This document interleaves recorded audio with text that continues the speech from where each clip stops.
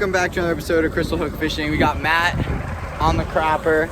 We are going back to tanks and we're gonna go scout out some new spots as well. We will see you out on the water. It looks really clear today. Welcome back underwater, everybody. Today was an exceptionally clear day out at the tanks, and this first dive, we're just looking for gags at an old ghost ship. I look into this crack, and I kind of see one, so I wait until he's in a good position to take a shot. Just apologize for the view here, not much to be seen. Take the shot though. He starts kicking dust, so I know he's stuck. And I've shot him in the tail meat, which is normally a good holding shot. So I just tug to make sure he's in there and head back up to the surface. So I can tell Matt we gotta start making recovery dives. This is the first recovery dive. You can see that Goliath is just chilling there. He's waiting to eat my grouper. And so I'm like, okay, I gotta get this fish out. And I start pulling and the shaft comes out like immediately, which kind of sucks. I kind of reach back in there to see if I can stick him again, but he's gone by then, which just really sucks. I don't like sticking fish and not being able to get him. It came off. So this next dive, we are diving down on a tank, and this is just a really cool shot of these tanks. But we look under, we're looking for grouper, snapper, sometimes there's snook under these tanks in between the treads, and we don't really see anything. So I move around to the next hole, which is going to be on the front of the tank, which is really just a cool, clear shot of Matt looking into that hole and the tank itself because of how clear today was. But a lot of times there'll be snappers sitting in there. If they're not in there, they'll actually be inside the tank in the hole that people would normally go through. So now I'm diving on that hole right here. You gotta shine your light in there and notice I'm away from the hole, because once you stick your gun in there, they're all gonna spook. You gotta go quick. So stick my gun in, pick one out, bam. And he's kind of struggling weird. I'm like, why isn't he taking the shaft with him? It's because the shaft has gone through the bottom, like a piece of metal in the tank, because I used a roller inside of a hole. It went through this piece of metal, and luckily I was able to pull it out and bring the whole sheet and my fish up to the surface, which is kind of wild. What the f***? You want to hang that on your wall? So, got that.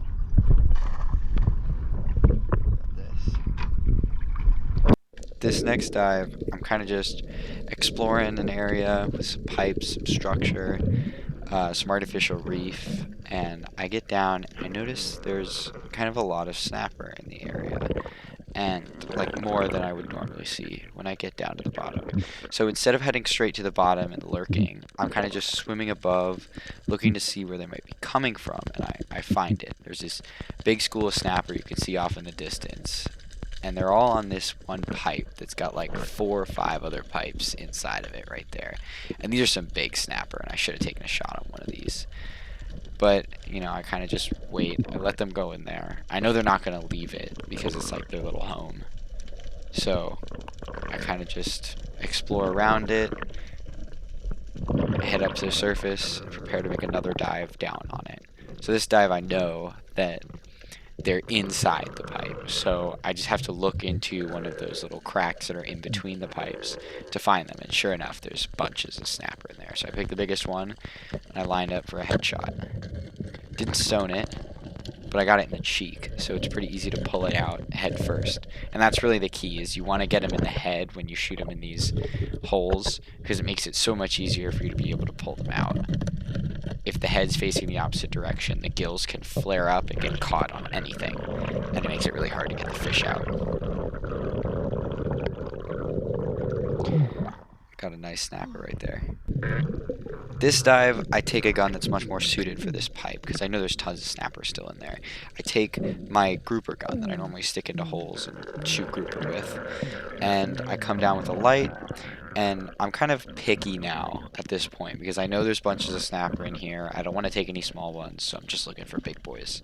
So I see a pretty big one, and then I look down, and I'm seeing, hey, is there anything bigger? And I'm like, no. So I look, and I line up, the big one flicks away, but I can still see him going, and I take the shot on him. So I take this shot, and I try to pull him out, and it was kind of a sloppy shot, so I'm like, okay, he's stuck because I shot him in the tail, which is fine, right? And I start pulling, I can't get him, so I head back to the surface, and I'm like, okay, I need to make a recovery dive, that's fine. But this is what ends up happening. After a bunch of recovery dives I didn't record, this happens.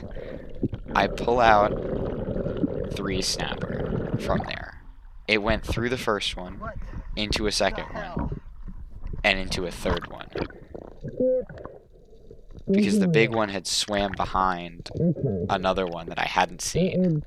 So I headshot the one it swam behind, and then shot the big one in the tail, which is crazy. So to explain what just happened, I shot this shaft at this snapper. Pretty nice one, right?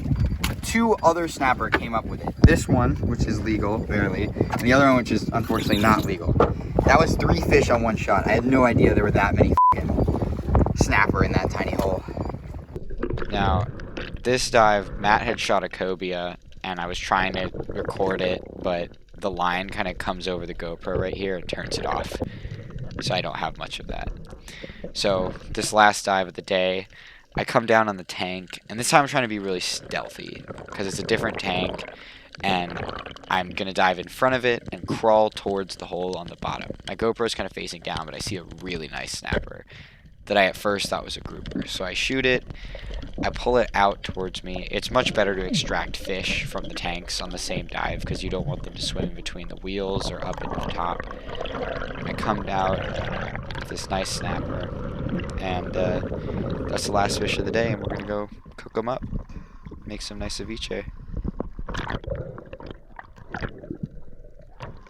Holy crap! I thought that was a cat. It's a monster snapper. After everything's said and done, this is what we're left with. Bunch of meat that we can use for cooking ceviche and snapper tacos and all sorts of stuff. Today, we're only going to cook some of the cobia in the ceviche. Here I have about a pound of cobia into cubes, salt and pepper. Then I have some mango, cilantro, sliced onions, and some sweet peppers in a bowl over here. And then I've got umami seasoning and orange juice. That's for a sauce later. So what you want to do is add your lime juice to your fish. Mix it around. Try to get it to cover as much as possible. And pop that in the fridge for like 20 minutes. Let it cook.